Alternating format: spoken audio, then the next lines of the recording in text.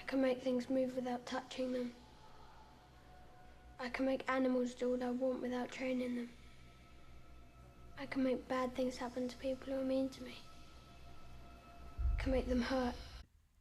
Hey guys, so today I'm going to be talking about how Voldemort became so evil. So, with any human, and of course, witch or wizard, we are a result largely of our DNA and experiences. But just how much is someone's fate and personality ultimately determined by genetics versus how much is a result of their environment, surroundings, experiences, and the influence of other people on their life? Well, with Tom Marvolo Riddle, I'm going to share my own theories on how the Dark Lord came to be. How much was Lord Voldemort shaped by his heritage, genes, and traits? And how much was a result of his early life and circumstance? Well, let's break it down, starting with what we know of his family tree. Let's first examine his maternal side, or the Gaunts. What we know of the Gaunts is they are a very important pureblood magical line that is part of the Sacred 28. The Sacred 28 was an anonymously compiled list of 28 pureblood families that was published in the 1930s or 40s with the intent of preserving the blood purity within the magical community. So the Gaunts are a member of this 28 list of so-called official pureblood families. The family, as the only living descendant of Salazar Slytherin himself, were actually obsessed with maintaining their blood purity. So much so that inbreeding became popular as the genetic diversity within the pureblood community was so small. In addition, the family had squandered their fortune over the years, and besides a few notable family heirlooms, like Salazar Slytherin's locket and the Gaunt family ring, they were living in complete poverty. So yeah, inbreeding can cause some seriously bad side effects on mental health. Watch Game of Thrones if you don't believe me. Basically, inbreeding can cause some pretty negative mental effects such as increased violence, mental slowness, depression, and antisocial personality disorder, or what others commonly refer to as psychopathy. Sound like Lord Voldemort to you? We notice this specifically in Voldemort's grandfather, Marvolo Gaunt, and his uncle, Morphine Gaunt.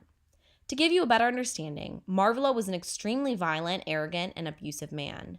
His son Morphine was even more so, as well as extremely mentally deranged as a result of inbreeding. Merope, Tom Riddle's mother, on the other hand, was not overtly cruel as her brother and father were. But just like most genetic issues and diseases in a family, it usually skips generations and does not show up in every single family member. I do believe that Voldemort ended up inheriting his uncle and grandfather's antisocial, psychopathic tendencies in the long run. But let's go back to examining his mother, Merope, more in depth. From what we know of Merope, she was not cruel, mean, or overly ambitious. She simply wanted to be loved. Her father and brother, both abusing her as a result of their own mental health, did not show her the love she needed or deserved. So she retreated within herself. This oppression caused her to not really use her magic and earned her the nickname of Squib from her father and brother. In honesty, Merope was not a squib, but was so oppressed and abused that she had no will to use her magic. Merope, however, had something that gave her a kind of obsessive purpose.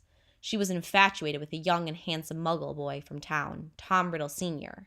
She wanted so badly to be loved by him that she was willing to put him under a love potion in order to be with him.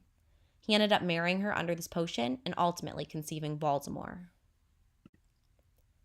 Now, I was going to say that her putting Tom Riddle Sr. under a love potion spell was manipulative, in much of the same way Voldemort was known to be manipulative to achieve his aims. However, I don't think this was really meant to be a selfish and manipulative attempt by Merope.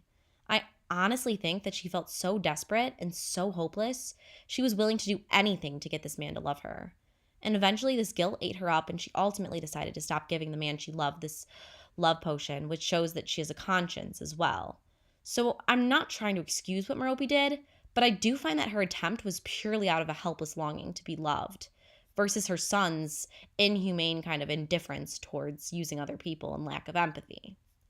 I think it's important to see the difference between Voldemort and his mother, Merope. Merope grew up in an environment where she was unloved, much like Lord Voldemort himself. However, Merope longed desperately for the affection she had lacked in the form of her obsessive love of Tom Riddle Sr. This contrasts drastically to Voldemort, who similarly lacked love and affection, but did not have the natural tendency to seek it. He was quite content without any love in his life, which is quite unnatural and again coincides with his psychopathic tendencies that he may have inherited. She also did not display or fully use the potential of her magical ability. And this contrasts largely with her son, who was obsessed with magical power and would do whatever it took to harness his magic and become the most powerful wizard of all time. So now let's dive into his father's side, or Tom Riddle Sr. Now, he was a very handsome young man and ended up passing down his physical appearance to his son. He also might have had some influence in some of Voldemort's more sociopathic tendencies, which he had mildly displayed himself. For example, he returned to his manor in Little Hangleton after being put under Merope's love potion, completely abandoning her when she was heavily pregnant with their child.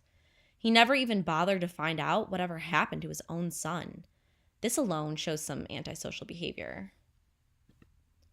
Overall, Tom Riddle Jr., aka Lord Voldemort, I believe was strongly influenced by his genetics and biological traits. This is where he inherited natural, powerful magical abilities, which without, he would have lacked the ability to become the great and powerful wizard he was known for. Genetics also played a role in his psychopathic tendencies, most notably from his father, uncle, and grandfather. On his mother's side of the family, there was a large prevalence of inbreeding and psychopathic and violent tendencies, which were magnified in Lord Voldemort. He also inherited his skill of manipulation, which allowed him to make allies and charm so many around him into doing his bidding. I believe this powerful and deadly combination of strong magic, psychopathic tendencies, and manipulation led him largely to becoming the infamous Lord Voldemort. Now let's talk about the nurture side of the nature versus nurture argument. We know that when Merope was alone and abandoned with child, she turned to Wool's orphanage in London to ensure her son would be taken care of when her inevitable death arrived. This means that Tom Riddle grew up alone as an orphan, unloved and unwanted. Would having a family early on in his development have made a difference in the monster he became? I'm not really sure, but I do think it would have been less likely that he would have turned to such drastic violence and indifference towards others if he had a caring family and a true place to call home. However, we must remember that Harry Potter himself grew up under very similar circumstances. Both of his parents were dead as well, and he grew up largely unloved and unwanted. The difference is, Harry had the capacity to show love and be loved, and found this in his friends and teachers at Hogwarts. Voldemort, on the other hand, was given this opportunity, but instead had no desire for any sort of real relationship or friendship with anyone. He only wished to use people to his advantage and gain, which again is a very psychopathic tendency. So overall, I believe Tom Marvolo Riddle, more famously known as Lord Voldemort, is much more a product of his nature. Something was seriously wrong with his brain and mental health, and this can be seen from the time he was a small child. He lacked all empathy and remorse, and had no desire for affection or love. He was violent and manipulative, and used others indifferently. In other words, Voldemort was a sociopath, but he was also a very gifted wizard, which set him up to become an infamous monster and villain in the wizarding world. Well, that's all I have for you guys today. Thank you so much for watching my video, and be sure to subscribe, comment, and like below. Thanks. Touch you. Now.